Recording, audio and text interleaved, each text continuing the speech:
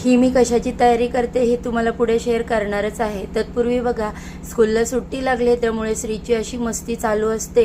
त्याच्यामुळे म्हटलं चल माझ्याबरोबर बस, आपण आज इकडे कोथिंबीर नीट करू। तर माझ्याबरोबर बसला होता, त्याची बघा अशी चालली होती मस्ती। स्कूल असेल तर घर अगदी शांत असतं, पण आता सुट्ट्या लागल्यापासून असं डोक्यावर घेतोय सगळं घर।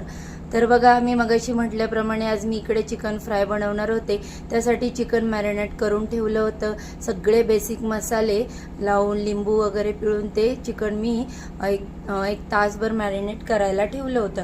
त्याच्यानंतर पुदिना आणि कोथिंबीर स्वच्छ पाण्याने धुवून घेतली, थोडंसं आलं टाकलं, त्यानंतर 4 हिरव्या मिरच्या टाकल्या आणि जी फ्रेश दही असतं तर ते मी याच्यामध्ये 2 चमचे टाकलं। आता माझ्याकडे दही संपलं होतं म्हणून मी डब्बा आणला होता दह्याचा आणि अर्ध लिंबू पिळलं। लिंबू पिळल्यामुळे चटणीला चांगला हिरवा कलर येतो। चवीनुसार मीठ टाकलं आणि अशा पद्धतीने मी चिकन फ्राय बरोबर खाण्यासाठी अशी हिरवी चटणी जी आहे पुदिन्याची ती बनवून घेतली।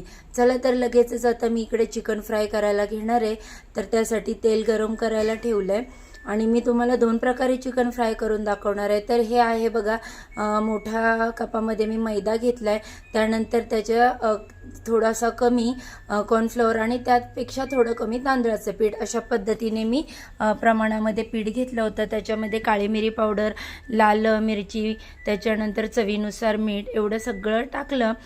याच्या पलीकडे मी या पिठामध्ये काही टाकलेलं नव्हतं। त्यानंतर हे जे मॅरिनेट केलेलं चिकन होतं त्या कोटिंग करून मी तेलामध्ये असं फ्राय करायला सोडून दिलं। तर बघा, 2 पद्धतीने मी तुम्हाला चिकन फ्राय करून दाखवणार आहे। भलेही ते तुम्हाला दिसायला असे सफेद दिसत असेल, पण याची टेस्ट खूप छान लागते खायला।